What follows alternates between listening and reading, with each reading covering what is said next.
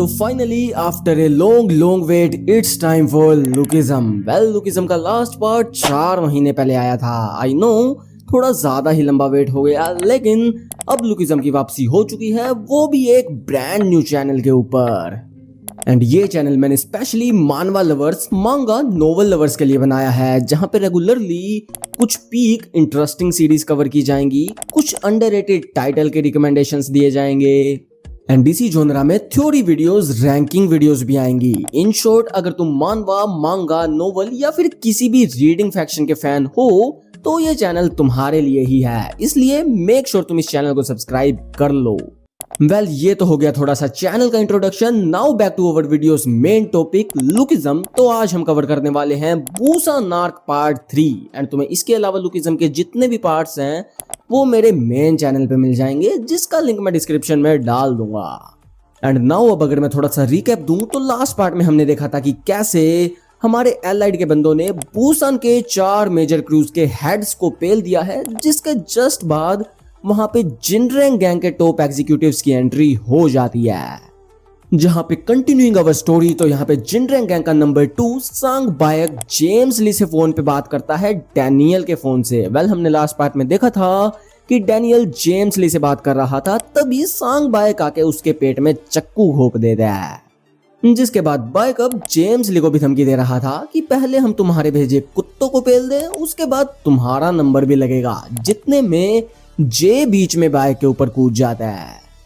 Bike ने उसके BFF में चक्कू जो घोंप दिया था, लेकिन बायक इस संबंध जो कि जे की रीच से फिलहाल काफी ज्यादा दूर है, इसलिए जे काफी गंदा पिटा है, काफी गंदा। जिसके बाद सीन शिफ्ट हो जाता है जैक और ह्यूसन की लोकेशन पे, जहां पे जिनरेंग गैंग का नंबर 5 जेक वांग अपने डिसाइपल की इतनी बुरी हालत देख के गुस्सा हो जाता है, लेकिन टोर में। एंड ऑल्सो क्योंकि अब वो बीच में आ ही गया था तो ह्यूसन को उसको भी पेलना ही था, इसलिए वो उसके ऊपर कूद जाता है।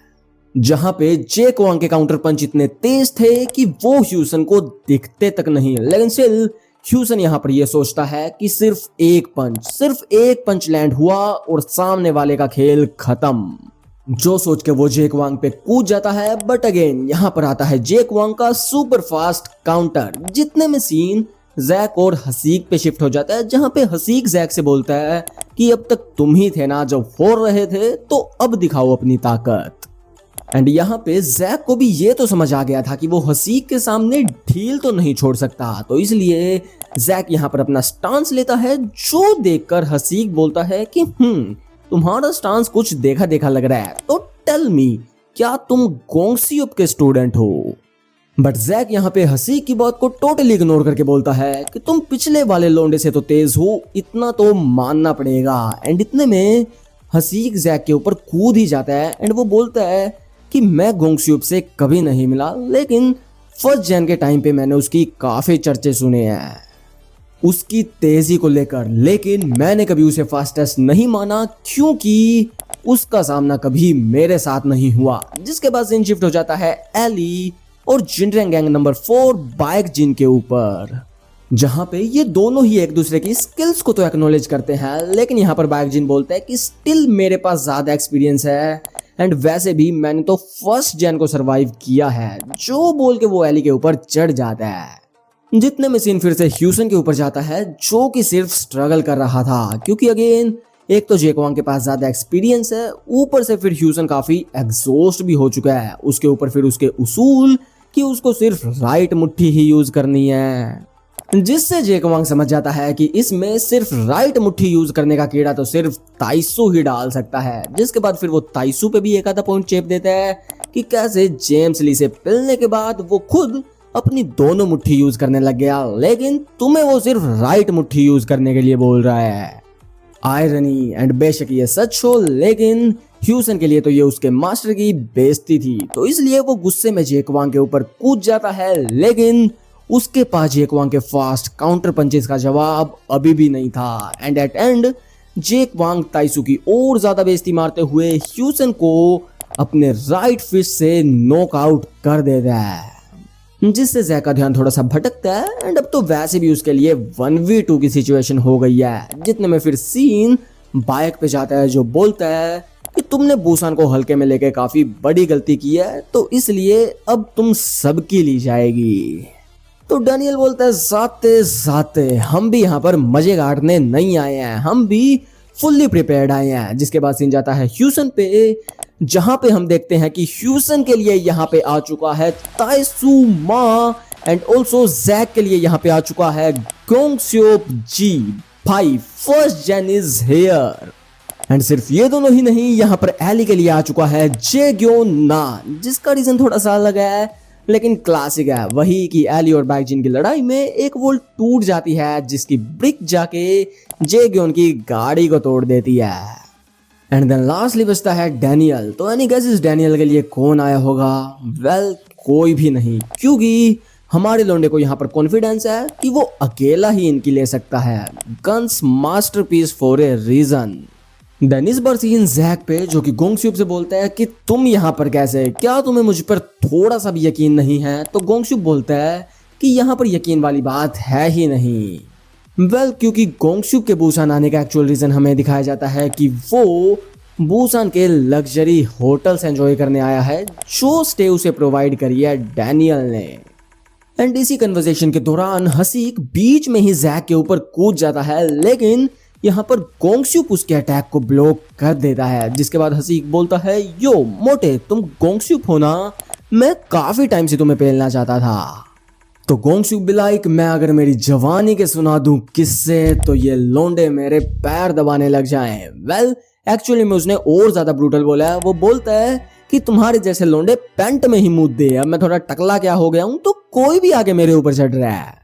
तो बेटा आ जाओ, तुम्हें तुम्हारी औकात दिखाई जाए। लेकिन अभी के लिए यहाँ पर फाइट्स का सिर्फ सेटअप हो रहा है, तो इसलिए moving on to next setup. तो यहाँ पर ताइसू और ह्यूसन के बीच में थोड़ी सी टिपिकल वही स्टूडेंट मास्टर वाली बातचीत होती है। जिसके बाद ताइसू अपने लोंडे का बदला लेने के लिए जाता है, जहां पे ताइसू ने जेक वांग ने अब तक जो ताइसू के लिए बातें बोली थी वो भी सुन ली थी। तो इसलिए ताइसू बोलता है कि लगता है तुम मेरे बारे में काफी कुछ जानते हो। लेकिन sorry I don't know you, क्योंकि फर्स्ट जेन सिर्फ तगड़े लोगों को ही याद रखते हैं। जो सुन के जेक वांग बोलता है कि तुम कुछ भी बोल लो, मुझे घंटा फर्क नहीं पड़ता, क्योंकि जब तुमने जेम्स ली के लड़ने के लिए अपने प्रिंसिपल्स छोड़ के अपनी लेफ्ट मुट्ठी यूज करी थी एंड स्टिल हार गए थे, मेरी नजरों में तुम तभी गिर चुके थे। जो चीजें तो ताइसू भी मान लेता है, लेकिन वो फर्दर बोलता है कि उस दिन और भी कुछ हुआ था, एंड वो था ताइसू का ह्यूसन को रोते हुए देखना, जिससे ताइसू को फिर से अपने प्रिंसिपल से रियलाइज हुए एंड उसे फिर से अपने सही पाथ का पता चला।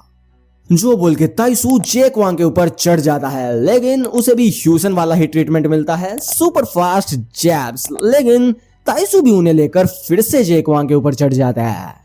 तो इस बार जेक वांग ताइसू की छाती में राइट अपरकट धर देता है, जहां पे हमें दिखाया जाता है कि जेक वांग की राइट आर्म स्टील की बनी है। जिसके बाद आते हैं फ्लैशबैक, जिसमें हमें दिखाया जाता है कि जेक वांग भी जेम्स ली से लड़ चुका है। एंड जेम्स ली की फैटिश का तो तुम्हें पता ही है, तो वो जेम्स ली ही था जिसने जेक वांग की राइट आर्म ली थी। एंड ये सारी चीजें हो रही थी जब जिनरैंग जेल में था। Now back to the present, तो अब जिनरैंग वापस आ चुका है, तो इसलिए ये लोग भी तैयार हैं जेम्स ली से अपना बदला लेने के लिए। बट जेक वांग कहीं ना कहीं जेम्स ली के लिए थैंकफुल भी था, क्योंकि उसी की वजह से उसे ये इनविंसिबल राइट हैंड मिला। ये सारी चीजें जेक वांग को पर्सनल लेवल पे लगती हैं। अगर एक बार के लिए तुम पीटीजे से पूछोगे, वो भी इस चीज को नकार देगा।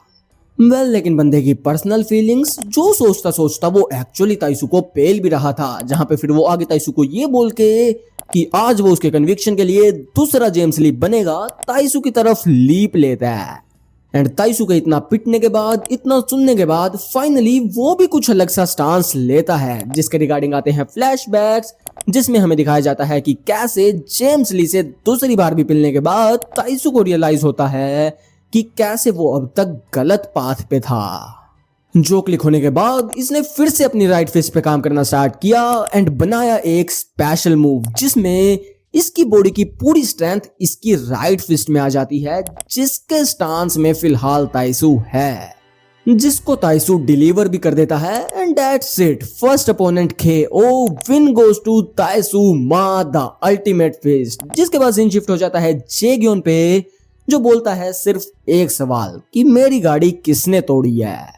एंड एली स्ट्रेट ऑन इस बंदे ने। एंड यहाँ पर बाइक जिन की तो जेग्योन को देखकर वैसे ही हिल गई थी, लाइक वो लिटरली रो रहा था, जो देखकर एली भी शॉक हो जाता है कि आखिर ये बंदा कौन है जिसको देखकर बाइक जिन की ये हालत हो गई।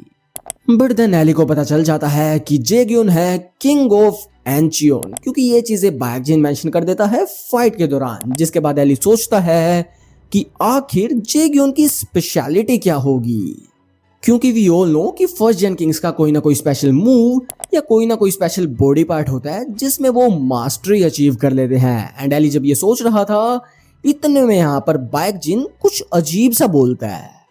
तो वो जेग्योन से लड़ता लड़ता उसको ओवर पावर करके बोलता है कि लगता है मैं तुमसे वैसे ही डर रहा था, क्यों हाफ बेक्ड किंग। जो सुन के तो जेग्योन भी बोलता है कि एटलीस्ट इस बच्चे के सामने तो मेरी पोल मत खोलो। एंड वो फर्दर एली से भी बोलता है कि तुम पहले कुछ फर्स्ट जेन किंग्स को पेल चुके हो ना, तो तुम बताओ तुम्हें क्या लगता है कि मैं उस पावर सिस्टम में कहां स्टैंड करता हूं, एंड ऑल्सो मेरा वेपन क्या है। जो सवाल पूछते वक्त जेग्योन ने लिटरली बाइक जिन को सिर्फ एक मूव के साथ नॉकडाउन भी कर दिया है। जितने में सीन फिर चला जाता है गोंगस्यूक पे, जहां पे हसीक उसकी और उसकी रेपुटेशन की दोनों की बजाय जा रहा था। अपनी स्पीड का एडवांटेज लेके तो वो गोंगस्यूक को पेल ही रहा था, उसके प्रोस्थेटिक लेग का एडवांटेज लेके, एंड ऊपर से वो अपने मुंह के साथ भी गोंगस्यूक के लिए जेम्स ली नाम के जख्म हरे कर रहा था। लेकिन हमारा ठरकी बुढ़ा हर तरीके के अटैक को, चाहे वो मुंह से हो या हाथों से, सबको सीधा ले रहा है एंड उनको सहन भी कर रहा है। OG iron fortress for a reason. लेकिन स्टिल हसीक भी यहाँ पर नहीं रुक रहा था एंड फर्दर वो गोंगस्यूक के अंदर अपनी लेफ्ट आयरन फिस्ट घुसा भी देता है, जो कि गोंगस्यूक को काफी तगड़ी लगी थी। जिसके बाद आता है एक और फ्लैशबैक, जिसमें हमें पता चलता है कि हसीक की लेफ्ट आर्म भी जेम्स ली ने ही ले ली थी उसको पेलने के बाद। जिसके बाद ये भी प्रेजेंट में बिल्कुल सेम जेक वांग वाले ही डायलॉग चिपकाता है, वही जेम्स ली से रिवेंज वाली बात, एंड वही कि कैसे ये जेम्स ली के लिए थैंकफुल है इसे ये आयरन फिस्ट देने के लिए। जिस दौरान हसीक गोंगस्यूक को तोड़ रहा था एंड फर्दर वो गोंगस्यूक को नॉकडाउन भी कर देता है, ये बोल के कि आज तुम्हारा आयरन फोर्ट्रेस टूटेगा, जो देखकर तो जैक भी उसकी तरफ भागता है। लेकिन इतने में आती है गोंगस्यूक की आवाज कि आयरन फोर्ट्रेस का मतलब कभी भी इंडिस्ट्रक्टेबल था ही नहीं, तो let me show you the real iron fortress. जिस दौरान हसीक गोंगस्यूक के ऊपर कूद ही जाता है, लेकिन इस बार गोंगस्यूक अपना काउंटर पंच लैंड करने में कामयाब हो जाता है एंड वो बोलता है, yup you are fastest, or should I say you were until you met me, aura points received। जिसके बाद आता है गोंगस्यूक का फ्लैशबैक, जिसमें हमें पता चलता है कि कैसे जेम्स ली के साथ फाइट के दौरान अपना लेग खोने के बाद गोंगस्यूक एक न्यू स्किल डेवलप करता है, वन स्टेप वन किल।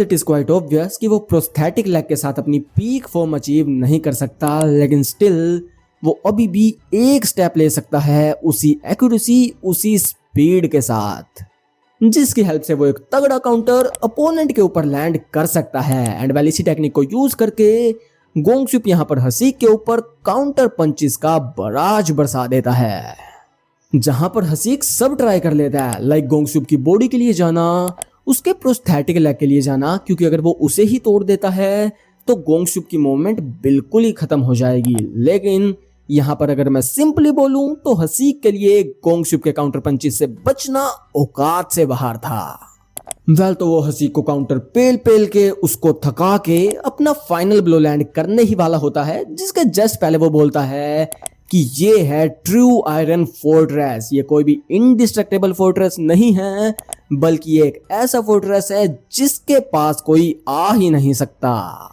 जिसके बाद finally punch land and also Hasik भी धरती के ऊपर लैंड। जिसके बाद गोंगस्यूक फर्दर बोलता है कि मैंने मेरे प्रिंसिपल्स, मेरी स्पीड के ऊपर गिव अप नहीं किया है, मैंने बस उन्हें नेक्स्ट जनरेशन को पास ऑन कर दिया है। तो इतने में हसीक नीचे पड़ा बोलता है कि अब तुमने हरकत कर दी है, और अब हरकत कर ही दी है तो वो आ रहा है तुम्हारी मारने के लिए। एंड ये वो कौन है? तो वो है the king of Busan, the wolf Jinrang. जिसके साथ ही हम इस पार्ट को भी कंक्लूड कर देते हैं। वेल क्योंकि थोड़ा सा क्लिफ हैंगर तो होना ही चाहिए, तो इसलिए मेक श्योर तुम इस वीडियो को लाइक, चैनल को सब्सक्राइब तो जरूर ही कर लेना क्योंकि न्यू चैनल है, एंड साथ ही बढ़िया बढ़िया कमेंट भी करके जाना। तो मिलते हैं अगली वीडियो में, तब तक के लिए take care, tata bye bye.